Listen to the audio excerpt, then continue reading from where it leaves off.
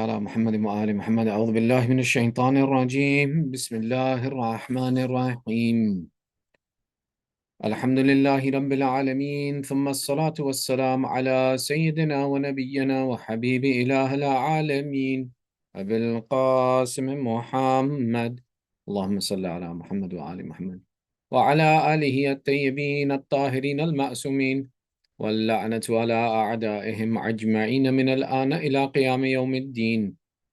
Amma ba'd, respected elders, brothers and sisters, Assalamu alaikum wa rahmatullahi wa barakatuh. My congratulations to you on today, the 16th of Rabiul Awwal, that is about to turn into the 17th of Rabiul Awwal as night strikes, marking the birth of our Holy Prophet Rasulullah sallallahu alayhi wa sallam. Allahumma salli ala Muhammad wa ala Muhammad. And Imam Sadiq alayhi salam. Allahumma salli ala Muhammad wa ala Muhammad. Before we begin, it's worth mentioning that the night of 17th of Rabiul Awwal is considered a very special night. Sheikh Abbas Qummi in Mafatihul Jinan narrates and points to certain ahadith that say one of the nights of Mi'raj. Now, this is something that's different between the various madhahib. In Madhhab Ja'fari, we believe that Mi'raj happened multiple times, versus where in other traditions and other schools of thought, it's believed that Mi'raj happened once. Sheikh Abbas Qummi narrates that the 17th of Rabiul Awwal is one of the nights of Mi'raj, 1 year before the event of Hijrah took place, 1 year before the Prophet migrated to Medina. The night of 17th of Rabiul Awwal is one of the nights that's noted as having taken place, Isra or Mi'raj. Therefore, tonight is a special night, the same way that tomorrow is a special day. For those that can, tomorrow fasting is incredibly recommended, as well as reciting the ziyarat of the Holy Prophet. And to recite salawat as much as you can, even if it happens that you can't fast on that day or you can't participate in other activities. Just remember the Holy Prophet and recite salawat is a great thing to do tomorrow. But tonight as well too is a night in which, for example, to enact acts of worship the same way we do when we celebrate Mi'raj, and to spend some time in the worship of Allah is one of the very recommended actions tonight because of the significance and the importance, if not even for the point of Mi'raj, but that this is the night associated with the coming and the welcoming of the Holy Prophet, who is a mercy to the world, and Allah changed the world that is coming. As such, we have the opportunity to continue our discussion around the biographies and the life of Ahlul Bayt as we recite Dua-e-Tawassul to seek their intercession with Allah. We learn more about these personalities. And we've reached in our conversation to begin a lengthier discussion around the example of Imam Hussain. The life of Imam Hussain, we're going to look at in 3 sections. First is a section in the company of Rasulullah, and then the second is the section of his life under the authority of Imam Ali, and then the third will be his time in Imamat, which will be the final 10 years of his life, and looking at different examples and stories from all of these different areas. The childhood of Imam Hussain is a very detailed period of time and has a lot of information about his life from this time. Part of the significance is that the event of Karbala is not seen, which is the Shahadat of Imam Hussain, is not seen as something that, for example, happened by happenstance or happened in ignorance of knowing who Imam Hussain was. The details that we have from our Holy Prophet about the life of Imam Hussain in his childhood in the company of the Holy Prophet during the first 6 years of his life is to present the example in society, to teach society that us considering Imam Hussain special wasn't something that we came up with, but rather was the tradition of the Holy Prophet to show the world that this grandson of his was special. Now, it's important to understand a few points about the childhood of Imam Hussain. From one aspect, it's that when we look at his childhood, why do we have so much detailed information? And two, that his childhood is not seen as something that is different necessarily than the childhood of Imam Hassan. Rather, what you take a look and you see is that the childhood of Imam Hassan and Imam Hussain is together in almost everything, and they're seen together in every instance in the company of the Prophet in almost every experience.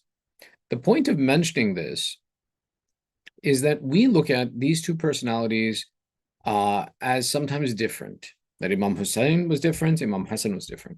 But the reality in the eyes of the Prophet, in the eyes of us as the followers of Ahlul Bayt, is that these two personalities are almost as if they are one. meaning that they were raised together, they presented the same examples, they presented and served in the same function of Islam, and they taught the exact same way, and one was the continuation of the other, and both being the grandsons of the Holy Prophet, had no difference between them that could be measurable in the aspect of saying that one attained superiority, the other was absent of, except for the fact that clearly Imam Hussain became the Imam first, and he was the older of the two brothers. And in respect to that, Imam Hussain, being the younger of the two brothers, was also just as important and was the continuation of the example of Imam Hassan in society. That these two, for example, in some ulama, they even count their imamat as one and say the first half he led, the second half he led, but this period is the imamat of both of them. Now, we don't go that far in saying this statement. Rather, the two periods of time of imamat are distinct for each of them, as they are the authority of Allah on this earth, and the authority of Allah has to enact his responsibilities completely. But what we do see is that the statements of the Prophet about them, the treatment of the Prophet about them, the companionship between the two of them was an example for us that both of these should be kept together. The other reason that the childhood of Imam Hussain is very important is that today, the examples of what do we do for our children and how to raise our children, the Ahlul Bayt set the example in Imam Hassan and Imam Hussain.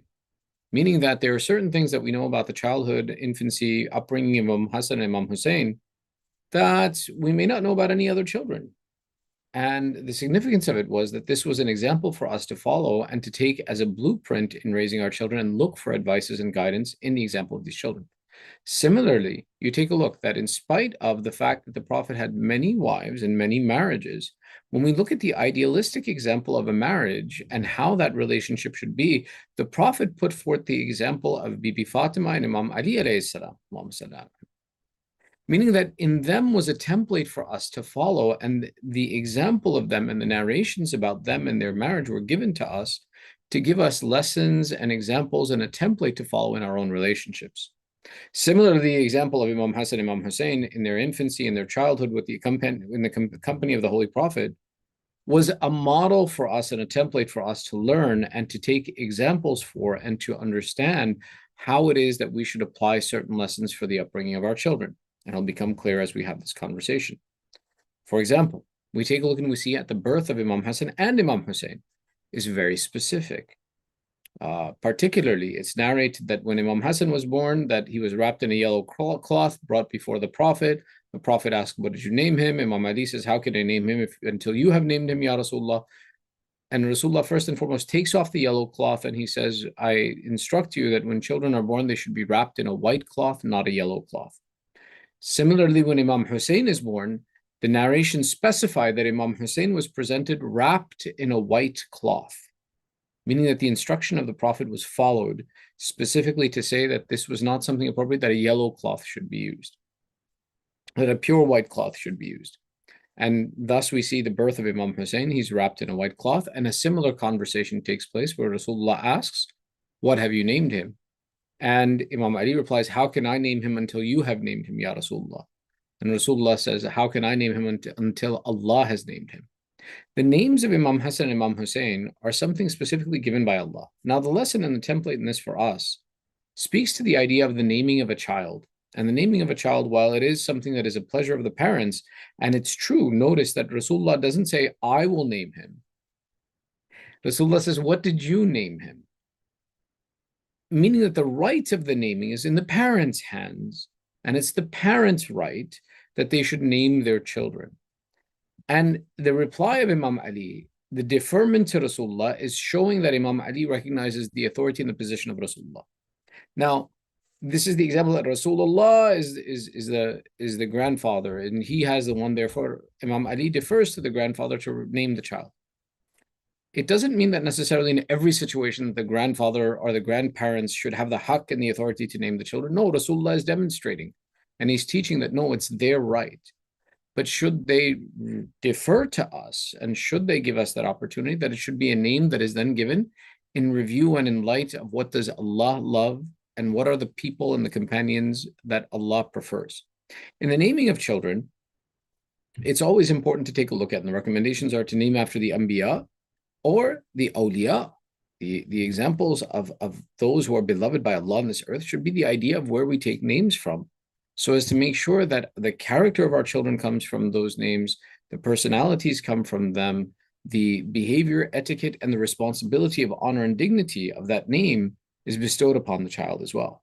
Which is why when we look at the naming of Imam Hassan and Imam Hussain, famously it's narrated that Jibreel came and said that Allah has commanded that as Ali is to you as Harun was to Musa, you should name the sons of Ali the way Harun's sons were named. Harun's sons were named Shabbar and Shubair. And Rasulullah replies that, Jibreel, oh Allah, that these are not Arabic names. We are amongst the Arab. These names should be in, or says that, how shall I name them in Arabic this way? And therefore then, Hassan was given, the name Hassan in place of Shubair was given for Imam Hassan, and Hussein was given in the place of Shubair for Imam Hussein. But Shabbar and Shubair are the names of the children of Nabi Harun, and thus the names of Imam Ali's sons, Hassan and Hussein. One of the notable things about these two names is that no one in the history of Arabia was ever named Hassan or Hussein before Imam Hassan and before Imam Hussein, meaning these names were not well known. They were never used before, and this was the first time that they were utilized for the children of Imam Ali, and the name was given to them by Allah directly. In this aspect, we see that the process of this naming was an important attribute. We also notice and see that the birth of Imam Hussein is something that was acknowledged by the Malaika. In the very famous story of Fitras, who comes on the day of the birth of Imam Hussein to seek the intercession of the Holy Prophet and to seek the intercession of Imam Hussein to have his status restored with Allah, meaning that the Ahlul Bayt are those by whose wasila, even the Malaika need their wasila to attain status with Allah. We also see the description that says that our Holy Prophet wept upon the birth of Imam Hussein. This weeping is an explanation to say that the abuses that were felt are dealt to Imam Hussein were not something that would come later and no one knew that this was going to happen and no one had an idea of what was going on. This opens a larger door of conversation, which talks about and says that, was the event of Karbala predestined, or did it have to happen? The answer to that question comes in the format of saying that it looks at what events had already taken place or were taking place in the life of the Prophet that were the foreshadowing of events to come. And that the people who accepted Islam, who were the munafiqun, who were, for example, those who were hiding their disbelief, those who were intending to, for example, cause abuse and strife in the religion of Islam, had already started to plan and machinate against the teachings of the Holy Prophet, such that it became aware that there will come a point in time that all of these who are doing these evil actions and preferring themselves over submission to Allah would eventually come to a peak and would cause this bloodshed to happen. Not necessarily that it had to happen, but the fact that the signs were already there, that this is the direction we're going in. For example, sometimes when we see a person who all of a sudden has a heart attack, we can look back to days before or times before where we start seeing the person starting to behave differently and realize that, his health had been going down for a while, but we weren't paying attention to the signs until this great calamity of a heart attack happened, and the consequence of that heart attack we're now dealing with. So it's not to say that, for example, that this was something that, for example, there was no choice without it. No, rather what we say is that the actions of people were beginning to foretell this reality, and which is why we see when the Prophet is instructed that this is the son that will be killed unjustly, he cries at that moment, realizing that as much as he's working on his nation, there is still within his nation a sickness that will come to a head and will cause this severe and traumatic experience in the future. One of the other points that we notice is that there is something unique about the childhood of Imam Hussein than anyone else. That it's said that the Prophet would put his thumb in the mouth of Imam Hussein, and Imam Hussein would actually nourish himself from the thumb of Imam Hussein. That Imam Hussein was not nursed by his mother, but rather that every few days he would come and the Prophet would put his thumb in the mouth of Imam Hussein, and that would be the nourishment from which the body of Imam Hussein was grown. This narration and tradition that describes this relationship that was unique with Imam Hussein and the Holy Prophet is one of the explanations of the statement, Husaynun minni wa ana min Hussein, where the Prophet would say that Hussein is from me. That this was one of the literal points to explain and say that the Imam, his flesh was grown from the flesh of Rasulullah, that he was literally from the flesh of Rasulullah, not just the lineage of Rasulullah. There are many narrations that talk about the appearance of Imam Hussain in his life, and they said that he looked exactly like the Holy Prophet, to the extent where they would say that from the neck down, it was as if you were looking exactly at the Holy Prophet. And Imam Hassan was that one from the neck up, you would look at and see exactly the face and the neck of the Holy Prophet. That amongst these two grandsons of Rasulullah was the physical representation of the Holy Prophet as well, too. These attributes about describing that early time of his life are again an instruction for us to be aware as well too, because one of the events that takes place is called the aqiqah. The aqiqah is something that should be done on the 7th day after the birth of a child. And there are 2 times in history where this aqiqah is detailed specifically from the Holy Prophet himself. One at the birth of Imam Hassan, and once again at the birth of Imam Hussain, where the specification of what takes place in this event is listed out for us. The aqiqah is done on the 7th day after a child is born, in which an animal, a male sheep should be slaughtered for the child. The slaughtering of a sheep should be done in the effect that it usually is split into 3 parts, one in which a meal is offered to the family, one in which it's given to the poor, and one in which is given to the midwife.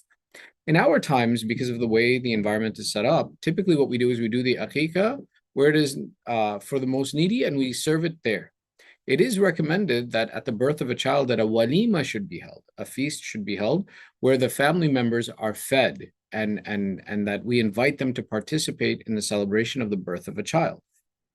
This concept of feeding the family and giving out of this food is one of the steps of aqiqah. And we've mentioned before as well too, at the aqiqah, a dua is recited where it says that we are sacrificing this child for the protection of, we are sacrificing this animal for the protection of the child. Don't ever sacrifice a child. That's not what I meant to say.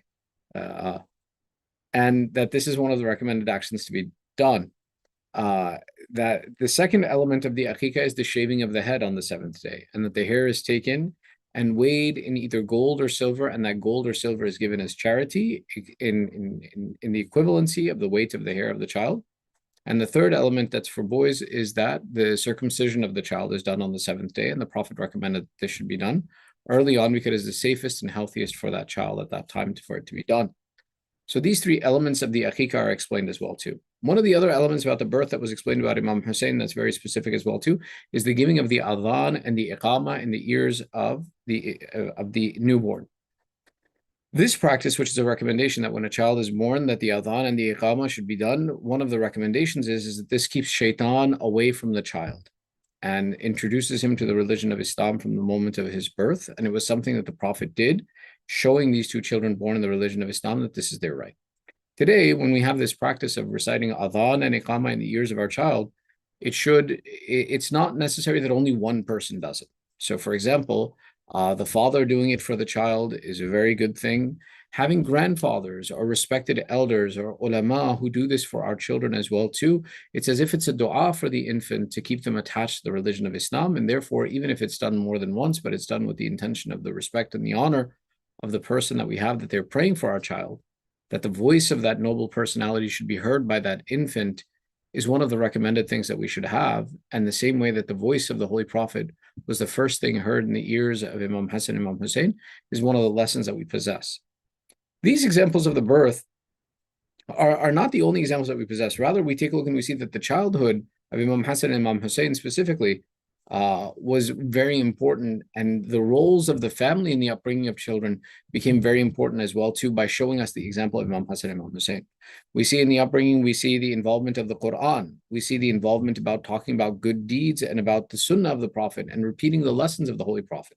That Bibi Fatima in her time with her children would make it a practice that in the house Quran is recited as the verses of Quran would be revealed. She would make it a habit that the teachings of the Holy Prophet would be repeated in the house so the children would hear and listen to them. That the culture of the household was established on the basis of discussion about Islam and the learning about Islam.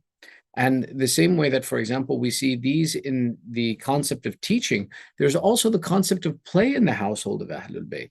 And that playing was an appropriate concept as well too, which is why in relationship to the Holy Prophet, the playing of the children was something important and discussed as well, where it would be narrated to say that the Prophet would join Imam Hassan and Imam Hussain in their playing. In some of the very famous narrations, they describe and say that Rasulullah, as he is the leader of the community of Muslimin and leader of the government of Islam, would be walking with his companions, busy in conversation with them. But if he saw Imam Hassan, Imam Hussain playing on the street, he would leave his companions and go play with the children. This attribute of the Holy Prophet is something that the companions used to question, that they said, listen, we're not supposed to believe that this Prophet does anything of his own fruition and choice, but rather Allah commands him. So they would ask the question, why are you playing with these kids? Are you doing it because you love them? And Rasulullah would reply and say, no, I do this action because Allah has commanded me to show love to them. And I have preferred them over all of the affairs of state. The preferential treatment of these children is to show you all what is their status in society and to show you the azamat that they possess, which is why one of the other statements of our Prophet, Hassan wal Hussein, imaman hadhihi al-ummah law qama aw qa'ada, that Hassan and Hussein are the leaders of this nation, whether they sit or they stand, or they stand or they sit. This explanation was again pointing to the similitude between the two sons, as well as their authority in the religion of Islam was not something the Prophet desired, but rather that Allah desired and explained to society to teach them the process of authority in the religion of Islam. Sometimes we have Muslimin who debate and say that Rasulullah didn't leave any process of inheritance or authority after him. We say no, actually the exact opposite is true. That as a reasonable and responsible leader, he not only appointed the next in the successorship, but he continued to appoint and explain where the authority would lie of the government of Islam and Muslimin long before he ever left this world. So looking at statements like this and the teaching of our Holy Prophet was an explanation for us to understand that this is where authority lies. And not only here, but we see the Prophet say, Hassan wal Hussein, Sayyida Shabab Ahl al-Jannah, that Hassan and Hussein are the leaders of the youth of paradise. This statement of the Holy Prophet is not a light statement. It's not done something in theatrics or in emotion, but rather is a very functional point that not only is the leadership of Imam Hassan and Imam Hussein something that is in the material world, but that their leadership is in the hereafter.